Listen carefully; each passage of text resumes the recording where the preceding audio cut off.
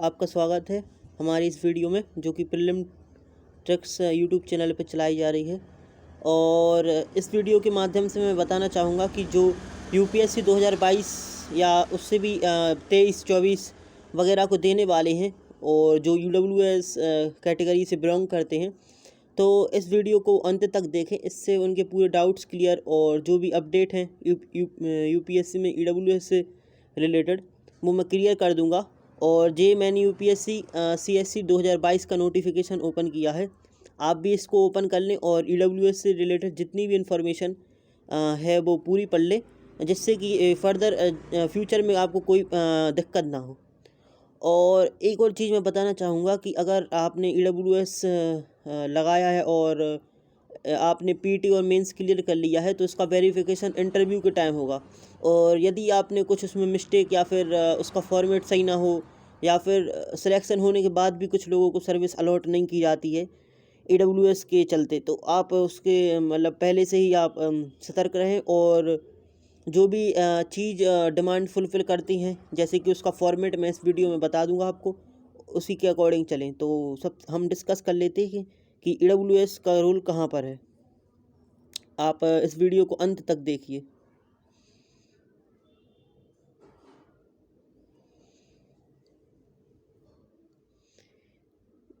देखिए यहाँ पर लिखा है कि जो डेफ 1 है उसमें डॉक्यूमेंट्स लगेंगे, जो कि आपका ईडब्ल्यूएस सर्टिफिकेट होगा। और दूसरी बात, जो ईडब्ल्यूएस सर्टिफिकेट होगा वो फाइनेंशियल ईयर 2020-21 का होगा। यहाँ पर लिखा है, मैं बता देता हूँ आप लोगों को।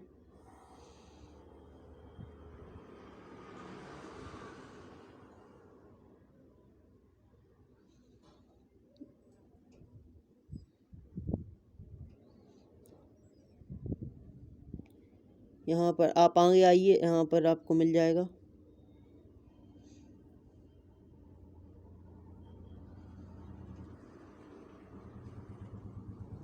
यहाँ पर देखिए, आपको 20 पेज नंबर पे आपको दिखेगा कि a candidate will be eligible to get the benefit of economical weaker section only in case the candidate meets the criteria issued by the central government and is in position of request income and asset certificate based on income for financial year 2020 to 2021।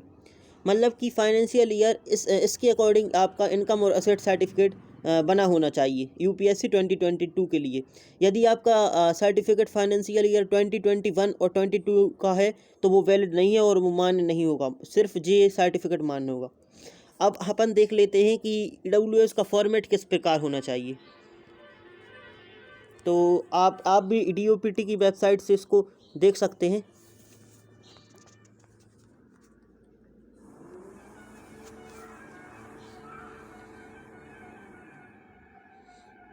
तो मैंने इस PDF को open कर लिया है, आप भी इसको ओपन कर सकते हैं। और इसमें देखिए कि साफ साफ लिखा है कि 10% आपको रिजर्वेशन अलॉट की जाएगी। 2019 में ये इंट्रोड्यूस हुई थी।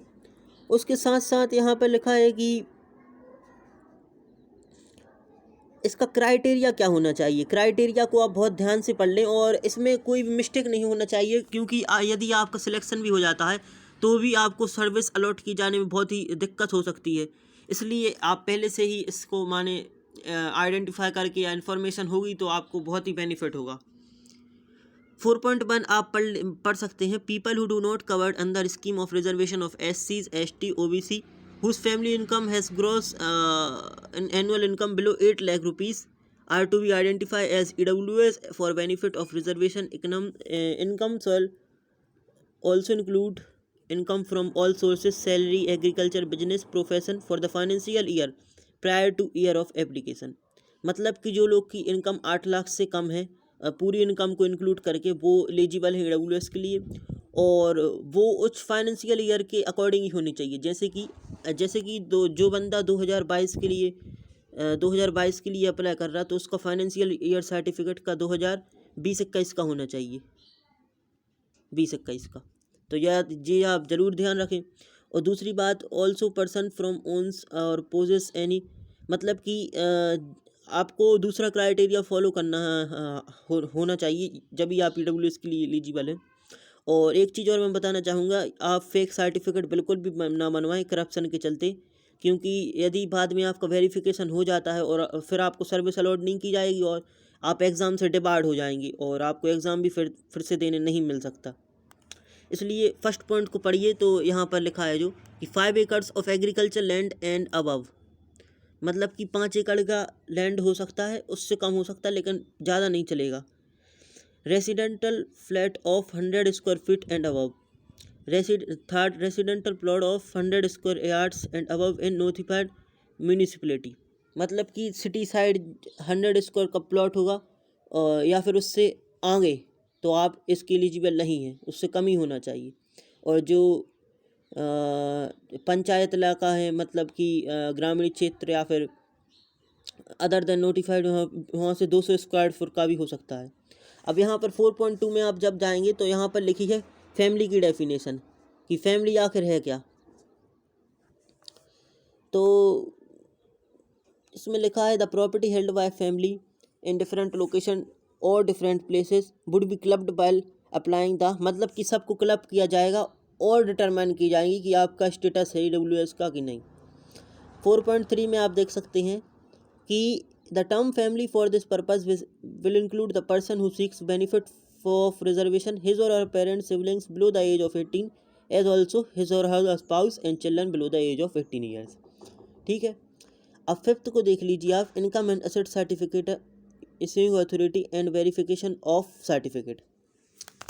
अब आप देखिए कि 5. बहुत ही इंपॉर्टेंट चीज़ है और आपको बहुत ही खासकर ध्यान रखनी है UPSC से related.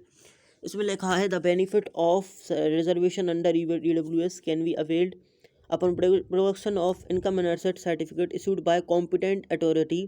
The income and asset certificate issued by one of the following authorities is the prescribed format in Annexure 1 shall only be expected at the proof of belonging to EWS। इसमें ये लिखा है कि जो भी आपका EWS है वो एक अथॉरिटी, कॉम्पिटेंट अथॉरिटी से वैलिड होना चाहिए, मान्यता प्राप्त होनी चाहिए उसको, और जो इसका फॉर्मेट है वो Annexure 1 में है, जो कि हम आगे चल के देख लेंगे। और दूसरा चीज़ ये है कि यहाँ पर जो अथॉरिटीज़ के नाम लिखे हैं, तो यदि आपने इनमें से कोई से बनाया है तो ठीक है, यदि इनमें से कोई जो इनमें प्रेजेंट नहीं है और आपने उस अथॉरिटी से बनाया है तो वो वैलिड नहीं है, वो मान्य नहीं है और वो फेक की कैटेगरी में आएगा, तो आप इसका ज़रूर ध्यान रखें। मोस्टली लोग तहसीलदार से बनवाते हैं और इसमें आप जब डेफ फॉर्म पढ़ना होगा तो आप तहसीलदार मेंशन कर सकते हैं। 5.2 देखिए, the officer who issues the certificate would do the same after carefully verifying all relevant documents following due process as prescribed by respective state and UT. जे ऑफिसर्स के लिए है जो कि सर्टिफिकेट पर मतलब साइन करते हैं या फिर उसको अथॉरिटी देते हैं कि वो उनके पूरे रिलेवेंट डॉक्यूमेंट्स, जैसे कि प्रॉपर्टी है कहाँ कहाँ पर और उनकी इनकम क्या है, अगर वो एलिजिबल हैं या नहीं है, मतलब कि पूरी केयरफुली डिटेल देख के ही वो रिजर्वेशन अलॉट किए। अब 5.3 आप देखें तो the crucial date for submitting income and asset certificate by the candidate may be treated as the closing date for the recipient of application for the post expect in case when crucial date is fixed otherwise, मतलब जी हमारे इतना काम का नहीं है important. 5.4 देख लीजिए, the appointing authority should in offer of appointment to candidates claiming to the belonging to EWS include the following clause. The appointment is provisional and subject to, जो कि मैंने बताया था कि जो आपकी अपॉइंटमेंट होगी वो प्रोविजनल होगी और वो फिक्स जब ही की जाएगी जब आपका वेरिफिकेशन हो जाएगा। And subject to income and certificate being verified through proper channels, मतलब कि वो वेरीफाई किया जाएगा चैनल्स के द्वारा। और if the verification reveals that claims to belong to EWS is fake and services will be terminated for by, मतलब कि आपको सर्विस तो पहली बात दी नहीं जाएगी और यदि आप किसी तरह सर्विस में चले भी गए तो आपको निकाल दिया जाएगा without assigning any further reasons without. इसलिए बहुत ही केयरफुल ध्यान रखें और आप पे मतलब इंडियन पेनल कोड की तरह देखें तो आप पे एक्शन भी हो सकता है, आप पहले से ही मतलब पूरी इन्फॉर्मेशन रखें।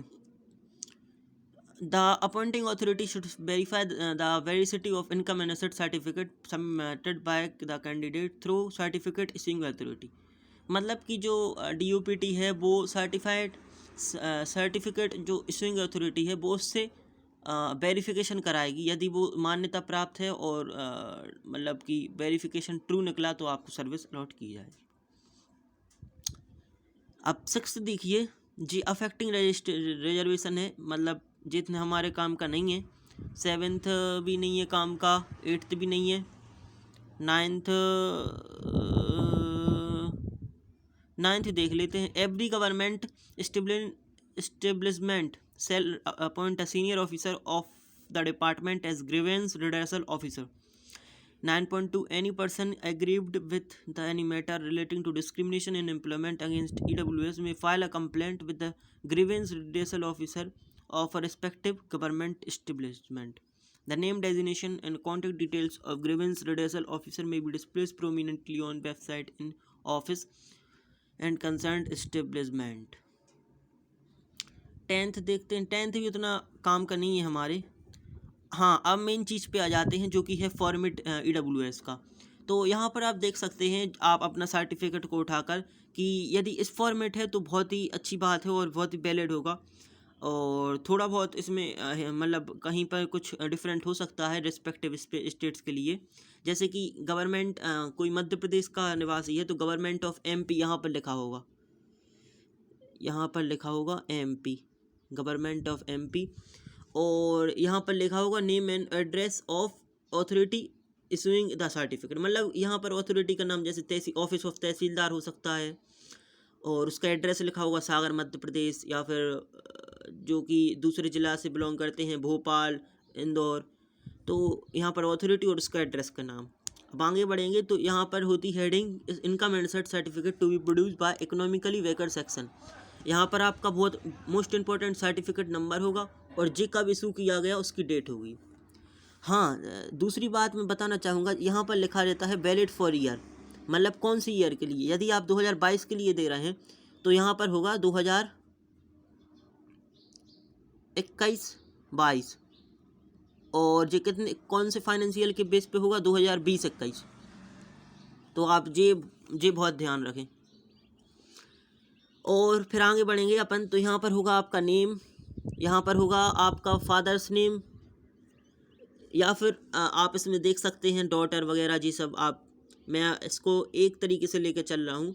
आप कहाँ के रेसिडेंट हैं जो कि आधार कार्ड से लिंक मैच होगा, उसका पोस्ट ऑफिस डिस्ट्रिक्ट, ये सिंपल सी बात है, पिन कोड, और द फोटोग्राफ इज अटेस्टेड, यहाँ पर आपकी फ़ोटोग्राफ होगी। Below RS 8 lakh for the financial year, ये है बहुत इंपॉर्टेंट। यहाँ पर आपका लिखा होना चाहिए कि 2020-21, यदि आप 2022 के लिए दे रहे हैं। और जब अगर आप 23 के लिए देंगे तो 21-22, 24 के लिए देंगे तो 22-23। आपका फाइनेंशियल ईयर डिटरमाइन करता है।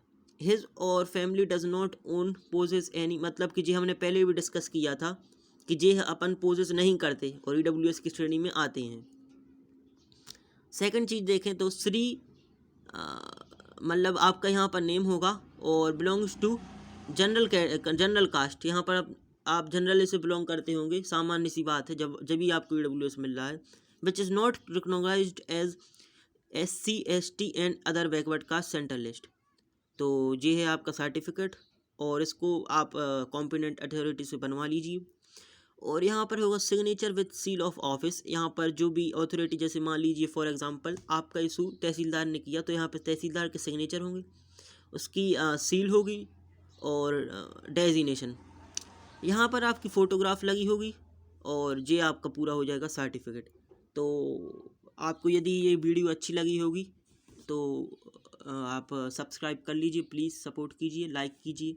और जिसको भी ये ज़रूरत है EWS से, जिसको भी डाउट्स या क्वेरीज थी फाइनेंशियल ईयर को रिलेटेड या फिर और कुछ भी, तो इस वीडियो को वो शेयर भी कर सकता है, दूसरों की हेल्प कर सकता है। और प्लीज़ चैनल को सब्सक्राइब कर दीजिए। और मेरी चैनल पे प्रीलिम से रिलेटेड बहुत सी वीडियोस आपकी प्लेलिस्ट उपलब्ध है, तो आप उसको भी देख सकते हैं, डू वॉच देम। एंड अगर आपको कोई भी अभी फर्दर क्वेरी या फिर इससे अभी डाउट क्लियर नहीं हुआ हो तो आप मुझे कमेंट्स में जाके पूछ सकते हैं। Thank you.